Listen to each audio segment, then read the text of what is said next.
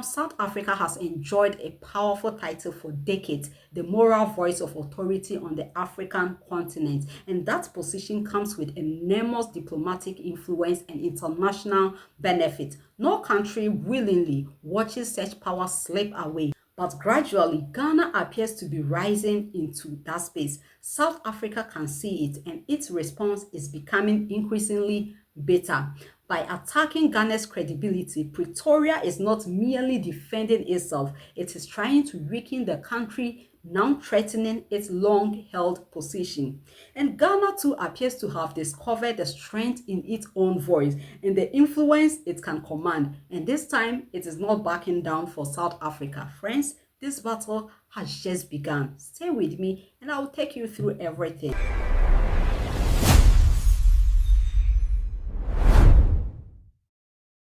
For those who have not seen this video, the presidency of South Africa has leveled a serious accusation against Ghana. We've taken note of the campaign, primarily driven by Ghana and to a lesser extent Nigeria, but not as concerted as Ghana has.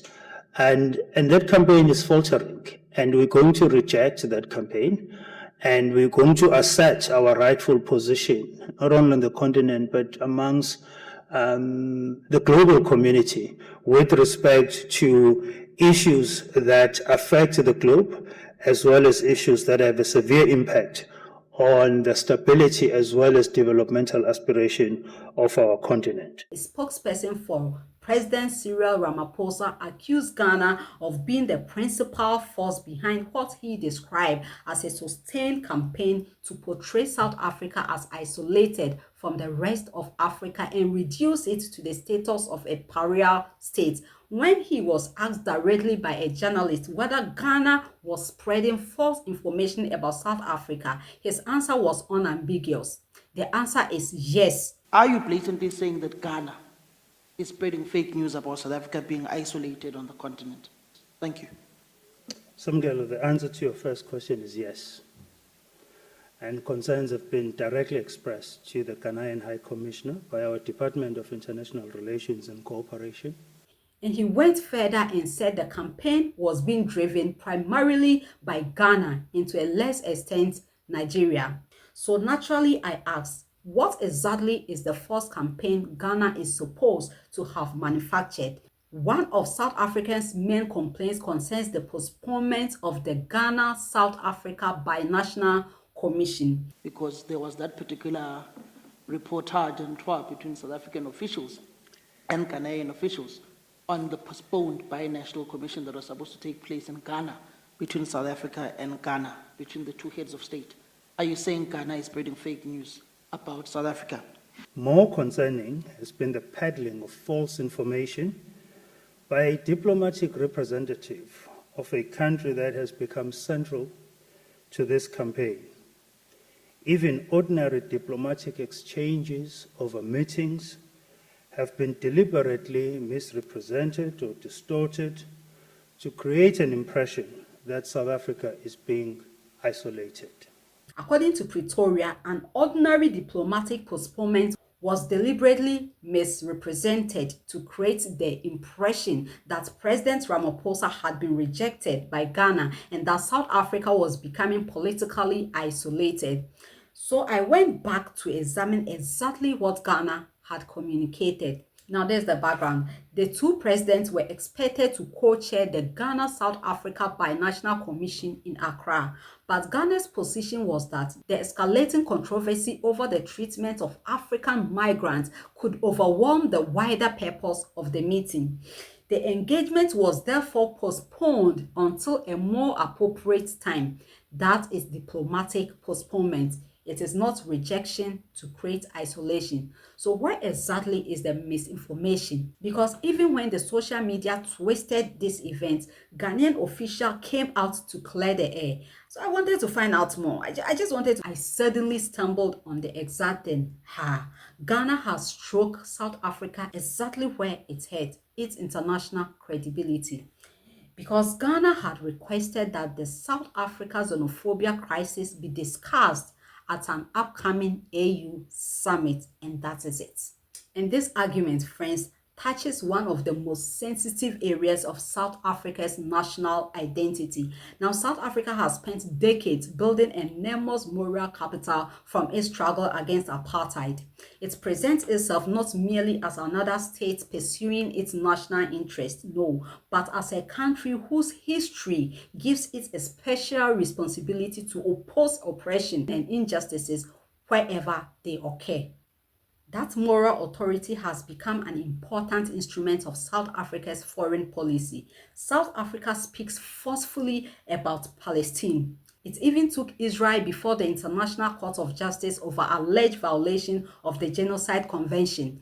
It regularly positions itself as a defender of international law, human dignity, and the right of vulnerable populations. South Africa hosted the conference of the UN on racism and all forms of intolerance, including xenophobia. That was a clear statement that the country is committed to respecting international law and rights of individuals in the country. But we see also there's an initiative by citizens of Ghana to take this matter to the ICC. We know that International Criminal Court deals with individuals, not states. But what is your response? Yeah, firstly, we remain the pen holder of the resolution against racism related in Geneva, South Africa. So that remains a key responsibility that we hold on behalf of the world. But moral authority comes with scrutiny, right? When a country stands before the world and demands protection for vulnerable people abroad, the international community will inevitably examine how vulnerable people are treated inside that country's own borders. The situation may not be legally identical, but politically and morally, the contradiction is damaging. You cannot present yourself as the defender of oppressed people around the world, whilst African migrants inside your own country are being driven from communities, businesses, and homes by private groups operating with apparent impunity. That is the sensitive nerve Ghana touched. South Africa is not merely afraid of criticism over immigration policy. It is afraid that its moral voice will begin to sound less convincing internationally. In South Africa, for the countries that have been victims, it's been a very traumatic affair. When something like this happens, it sets all of us back.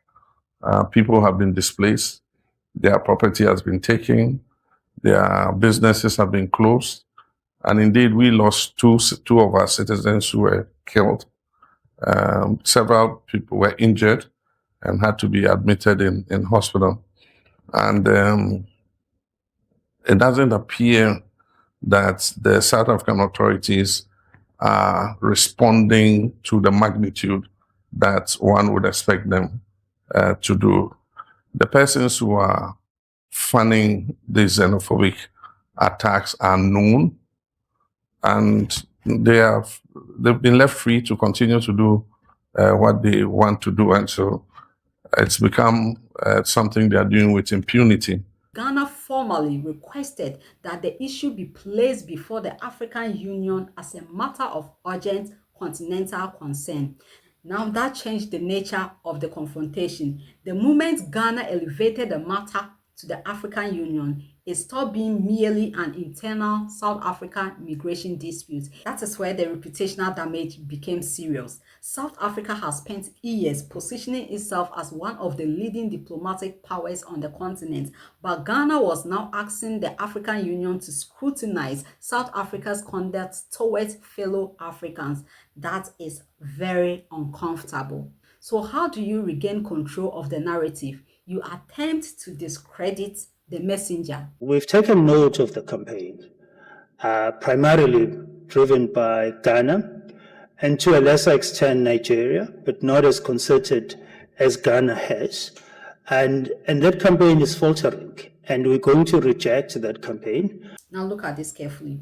Instead of allowing Ghana's argument to dominate the continental discussion, South Africa is reframing Ghana itself as the problem. And once an accusation of deliberate misinformation is made at that level, it questions the integrity of the Ghanaian government. It suggests that Ghana has abandoned responsible diplomacy and is consciously manipulating events to damage another African country.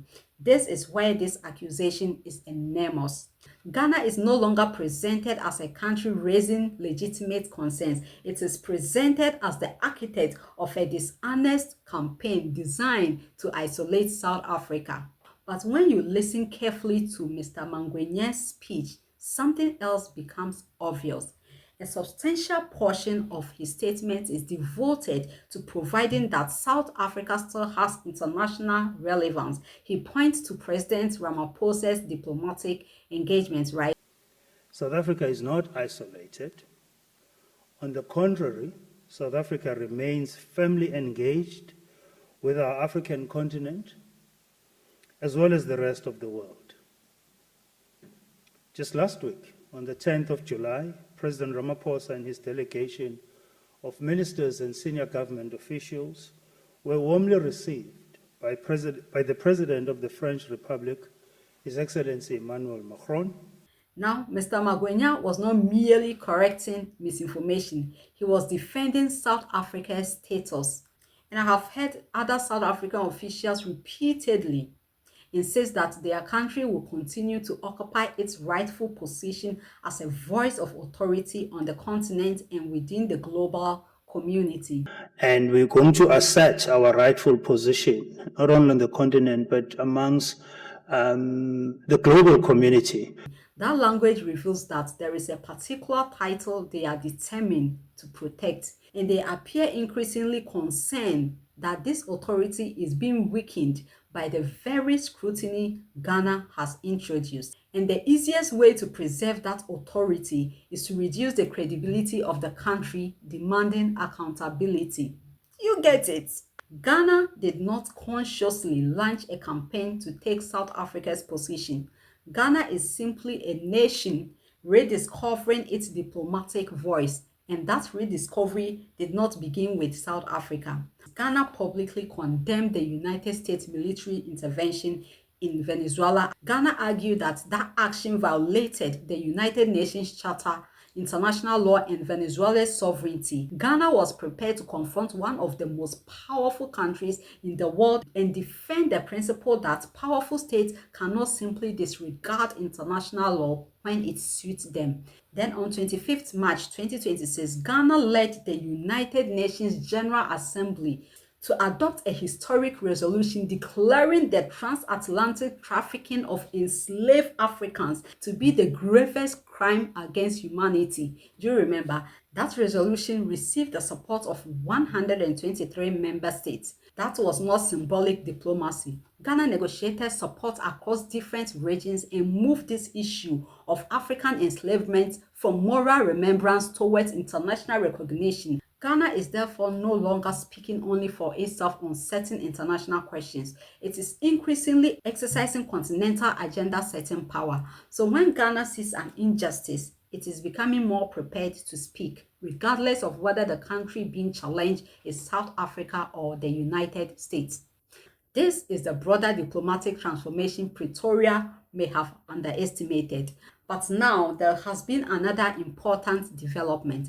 President Mahama has taken the matter before ECOWAS, asking West African leaders to support Ghana's call for a formal debate at the African Union. Nigeria immediately seconded the proposal and ECOWAS adopted it. But permit me also, after talking about this compact, to address a matter of immediate concern to Ghana, Nigeria, and indeed the whole of our continent. Ghana is deeply concerned about the recent incidents of xenophobic attacks against our citizens in South Africa.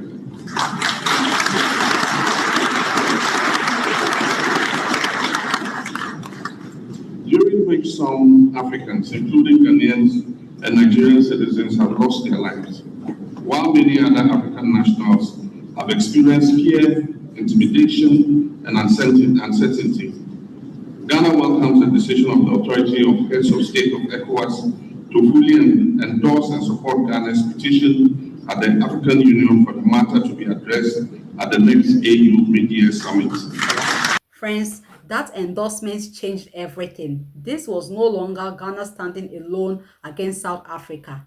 Ghana had secured the backing of an entire regional bloc and was now carrying a collective West African position to the African Union. President Mahama was not finished. When the chairperson of the African Union Commission arrived in Accra, Mahama raised the xenophobic attack directly with him and pressed for the matter to be formally discussed at the continental level. This was the decisive move.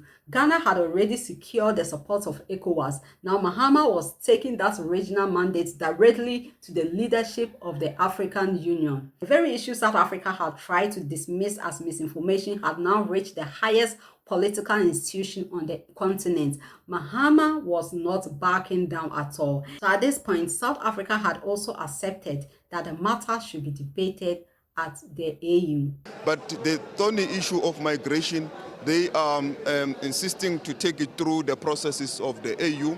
And as South Africa, we welcome it to be discussed at some stage at the highest level of the African Union, because it will deal with the pull and push factors, the root causes of migration, which impacts all African countries. And as you are aware, South Africa being one of the highest receiving countries in the continent, number one. A country does not protect its reputation by attacking the messenger whilst the images that created the message continue circulating. Ghana called a spade and used the diplomatic tools available to protect its citizens. It is like beating someone and then accusing the person of damaging your reputation because they cried loudly enough for the neighbors to hear.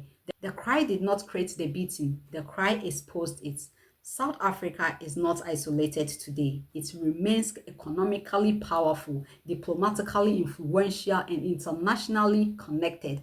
But authority must be protected through conduct, right? The solution is not to damage Ghana's reputation in order to save South Africa's. The solution is to confront the actions damaging South Africa's image, control the borders, enforce immigration laws, remove undocumented migrants lawfully, protect legal residents and visitors, arrest those who assault, intimidate, or chase people from their homes and businesses.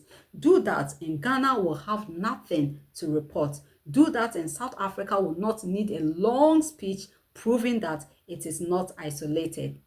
So now I ask, is Ghana truly leading a forced campaign against South Africa, or has Ghana simply responded more swiftly, boldly, and precisely than Pretoria expected?